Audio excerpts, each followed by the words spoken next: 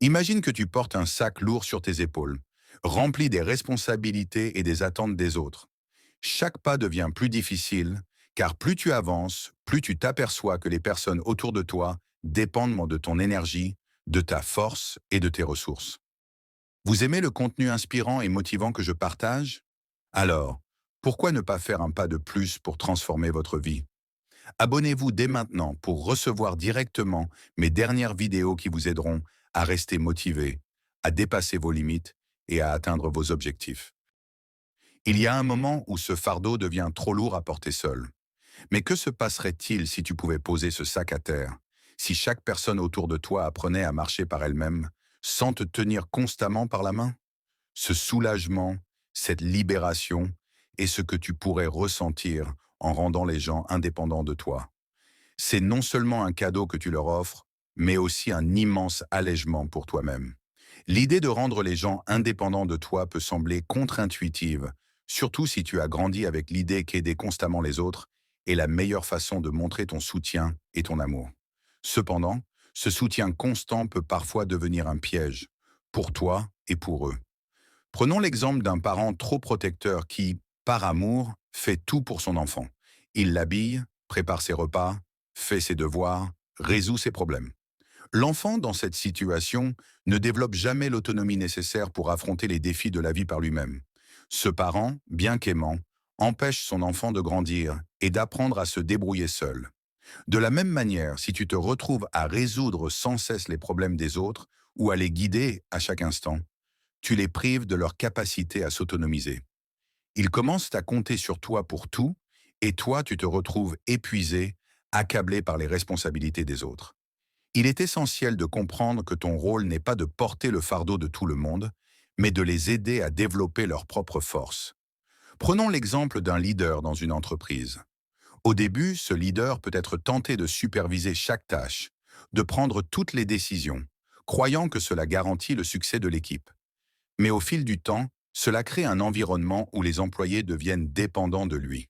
Chaque petite question ou obstacle passe par lui, et bientôt, le leader se retrouve à travailler jour et nuit, incapable de déléguer, car personne d'autre n'a développé les compétences ou la confiance pour prendre des initiatives. Ce leader se fatigue et l'équipe, elle, reste stagnante, incapable d'évoluer sans sa supervision constante. Alors, comment rendre les gens indépendants de toi? Cela commence par un changement de mentalité. Tu dois accepter que leur échec temporaire fait partie de leur apprentissage. Tout comme un enfant qui apprend à marcher doit tomber plusieurs fois avant de maîtriser la marche, les personnes autour de toi doivent parfois faire face à des défis sans ton intervention directe pour grandir. Un exemple puissant est celui des enseignants dans le domaine de l'éducation. Un bon enseignant ne donne pas simplement toutes les réponses à ses élèves. Il les guide, leur montre comment chercher l'information, comment résoudre les problèmes par eux-mêmes.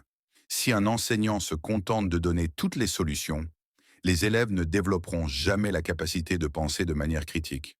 Mais s'il les pousse à réfléchir, à se remettre en question, à trouver leurs propres solutions, ces élèves deviendront des adultes capables de résoudre des problèmes complexes par eux-mêmes. Cet enseignement, bien que parfois difficile au début, produit à long terme des individus plus forts et plus indépendants. De la même manière, dans ta vie personnelle, tu peux encourager les autres à développer leurs propres compétences et à trouver leurs propres solutions. Par exemple, si un ami vient toujours vers toi pour obtenir des conseils sur des questions financières, au lieu de lui donner des réponses toutes faites, tu pourrais l'encourager à suivre des cours, à lire des livres ou à consulter un conseiller financier. Cela l'incite à prendre le contrôle de sa situation et à devenir autonome. Rendre les autres indépendants de toi ne signifie pas les abandonner ou les ignorer. Cela signifie plutôt leur donner les outils nécessaires pour qu'ils puissent se débrouiller seuls. Pense à un jardinier qui plante des arbres.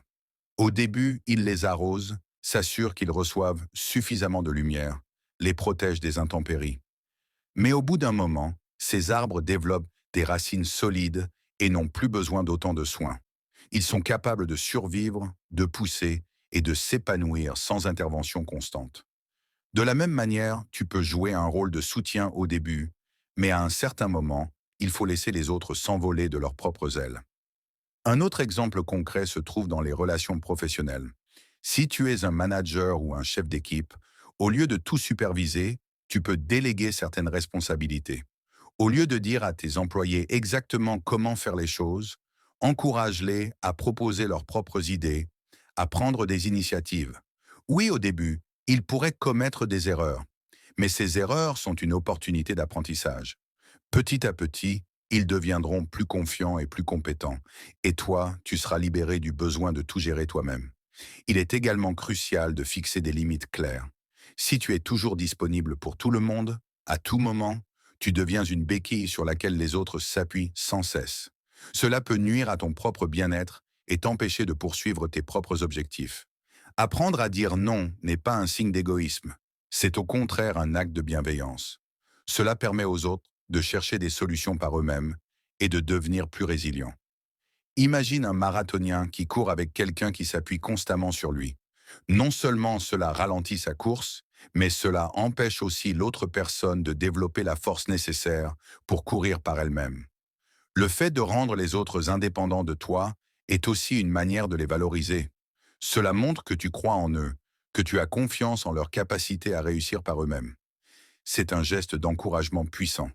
Pense à un mentor qui, après avoir guidé son élève pendant des années, finit par lui dire « Tu es prêt, tu peux maintenant voler de tes propres ailes ».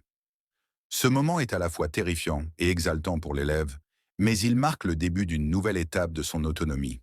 En conclusion, rendre les gens indépendants de toi, c'est les aider à développer leur propre force, leur propre autonomie.